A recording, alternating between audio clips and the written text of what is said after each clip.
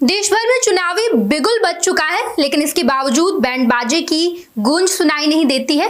इसकी वजह ये हो सकती है कि शायद आजकल आम चुनाव एक ऐसा चुनाव बन गया है कि भीषण गर्मी में मैराथन की दौड़ की तरह है, लेकिन उत्साह की कमी आज भी देखने को मिल रही है। शायद इसके पीछे की वजह यही है कि प्रधानमंत्री नरेंद्र मोदी एक ऐसी सरकार बना चुके हैं जो दोहराने को तैयार है। यानी कि अगर नियति ने कोई ऐसा चमत्कार नहीं किया कि सरकार बदले, तो ऐसी स्थिति में संभावना यही लग रही है कि इस बार फिर से प्रधानमंत्री पंडित जवाहरलाल नेहरू की तरह ही इस बार भी प्रधानमंत्री नरेंद्र मोदी तीसरी बार सरकार बनाएंगे, क्योंकि संभावनाएं बिल्कुल ऐसे ही देखने को मिल रही है। इंडिया गठबंधन खंडन की स्थिति में पहुंच गया है। नीतीश कुमार, जो कि इंडिया गठबंधन की इंजीनियर थे, इन्होंने फिर से एक बार पाला बदल लिया और एनडीए में शामिल हो गए। चुनावी मौसम में नीतीश कुमार बेहद ही ज्यादा अहम कड़ी माने जाते हैं और ऐसे में नीतीश कुमार एनडीए में जब शामिल हो गए हैं, सीटों का बंटवारा हो गया है और अब तो उम्मीदवार भी उतारे जा रहे हैं। लेकिन हम आपको इंडिया गठबंधन की स्थिति बताने के लिए यहाँ पर मौजूद हैं। इंडिया गठबंधन की स्थिति मौजूदा समय में ये हो गई है कि कभी भी इंडिया गठबंधन खंडित हो सकता है। हम ऐसा इसलिए कह रहे हैं क्योंकि इंडिया गठबंधन के इंजीनियर नीतीश कुमार ने तो पाला बदल लिया है, लेकिन ममता बनर्जी जो एक सफल विपक्ष की भूमिका में है, लेकिन उन्होंने भी एकला चलो रे का गाना अपना लिया है। और ऐसे में मौजूदा समय में बिहार के साथ साथ पूरे देश भर की सियासत में विपक्ष क्या कर रहा है, विपक्ष की स्थिति क्या है, विपक्ष क्या इस बार प्रधानमंत्री नरेंद्र मोदी को कुर्सी से हटा पाएगा और इस बार इंडिया गठबंधन की क्या सरकार बनती है, इसकी संभावनाएं बिल्कुल कम नजर आ रही है। हम ऐसा इसलिए कह रहे हैं क्योंकि महाराष्ट्र और तमिलनाडु को छोड़कर कोई बड़ा राज्य ऐसा नहीं है जहां गठबंधन मजबूती से डटा हो।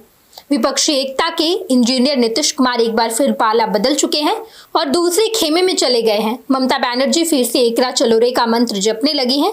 जयंत चौधरी को भाजपा की तरफ खींचने के लिए उनके दादा को भारत रत्न देना ही काफी था।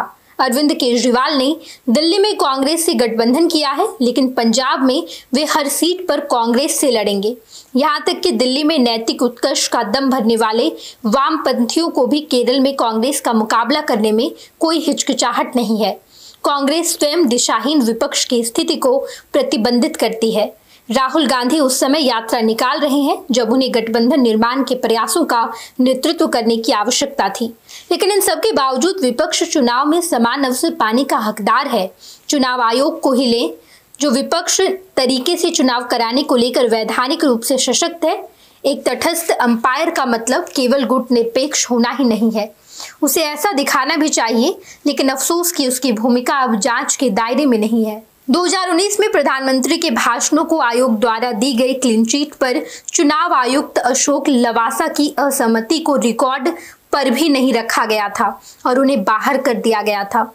अब 2024 में सरकार ने चुनाव आयुक्तों की नियुक्ति में अपनी पूर्ण सर्वोच्चता सुनिश्चित करके सुप्रीम कोर्ट के आदेश को नकार दिया है।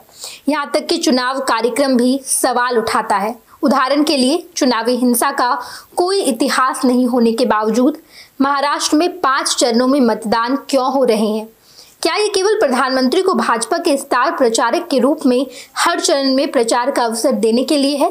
वास्तव में चुनाव आयोग की घटती विश्वसनीयता एक बड़ी संस्थागत गिरावट को दर्शाती है। पिछले साल विकसित भारत यात्रा के दौरान शीर्ष अधिकारियों को रथ प्रभारी के रूप में सरकार की उपलब्धियों के बारे में जागरूकता फैलाने के लिए तैनात करने के केंद्र के कदम में नौकरशाही की राजनीतिकरण पर विवाद खड़ा हुआ था। रक्षा मंत्रालय के एक अन्य आदेश में छुट्टी पर गए सैनिकों से सैनिक राजदूत के रूप में सरकारी योजनाओं का प्रचार करने को कहा गया। सत्तारूढ़ दल और सरकार के बीच की सीमा रेखाएं धुंधली हो गई है। केंद्रीय जांच एजेंसियों के हथियारीकरण ने भी ये सुनिश्चित कर दिया है कि विपक्षी नेता तनाव में रहे। कथित शराब घोटाले में अरविंद केजरीवाल को बार बार समन, और जब जल बोर्ड का ताजा मामला हालात को गर्म बनाए रखने के लिए है। शराब मामले में चुनाव की पूर्व संध्या पर बीआरएस नेता के कविता की गिरफ्तारी के साथ ईडी की बढ़ती उपस्थिति ने आप नेतृत्व के चारों ओर घेराबंदी की भावना को बढ़ाया है। आईटी भी सक्रिय है। उसने 2018-19 के टैक्स रिटर्न के कथित विसंगतियों पर कांग्रेस से 100 करोड़ की रिकवरी की मांग की है और खाते भी फ्रीज कर दिए थे। वहीं इलेक्टोरल बॉन्ड में अब तक मिले ब्यौरों से एजेंसियों द्वारा जबरदस्ती की कार्रवाई और बॉन्ड डोनेशन के बीच संबंध प्रतीत होता है। इससे सुनिश्चित सौदेबाजी की बू आती है। शीर्ष 10 दानदाताओं में से 14 ऐसी कंपनियां हैं जिन्हें उस अवधि में जांच कार्रवाई का सामना करना पड़ा था जब बॉन्ड खरीदे गए थे। इनमें से 50% से अधिक बॉन्ड का धन भाजपा के खाते में गया। जब एक पार्टी के पास बाकी पार्टियों की तुलना में अधिक खर्च करने की शक्ति होती है तो वो वित्तीय ताकत का ऐसा बेमेल अंतर पैदा करता है जो चुनाव अभियान को एक तरफा बना देता है। और ऐसे में अब मौजूदा हालात जो दिख रहे हैं, इस हालात को देखकर ऐसा स्पष्ट रूप से कहा नहीं जा सकता कि विपक्ष प्रधानमंत्री नरेंद्र मोदी को सत्ता से हटाने में कामयाब होगा। देखना दिलचस्प है।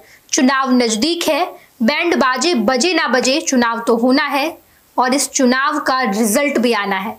ऐसे में देखना होगा कि क्या इंडिया गठबंधन इस पड़ाव पर कहां तक पहुंचता है और क्या प्रधानमंत्री नरेंद्र मोदी को 2024 के चुनाव में हार का सामना करना पड़ता है या फिर पंडित जवाहरलाल नेहरू की तरह इस बार प्रधानमंत्री नरेंद्र मोदी हैट्रिक लगाएंगे। देखना दिलचस्प है। तमाम खबरों से हम आपको रूबरू कराएंगे। देखते रहिएगा फर्स्ट बिहार झारखंड। धन्यवाद। ये लो मुंह मीठा करो, आज मैंने अपना जॉब छोड़ दिया। अब हम पूर्णिया वापस जाएंगे। जॉब छोड़ दिया है?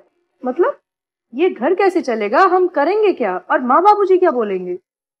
इसलिए मैं एक और मिठाई का डब्बा लाया। अपने बिजनेस के लिए लोन अप्रूव हो गया। अरे लोन अप्रूव हो गया वो तो ठीक है, लेकिन पूर्णिया में हम रहेंगे कहाँ? अपना घर भी तो नहीं है वहाँ। इसलिए तो एक और मिठाई का डब्बा अलग से लाया हूँ। हमने पूर्णिया में घर ले लिया है, पूर्णिया के ई होम्स पैनोरमा में। पूर्णिया में पैनोरमा ग्रुप लेकर आए हैं ई होम्स पैनोरमा। बड़ा घर, आलीशान जिंदगी और अत्याधुनिक सुविधाओं के संग। अरे अब क्यों मुंह मीठा करवा रही हो?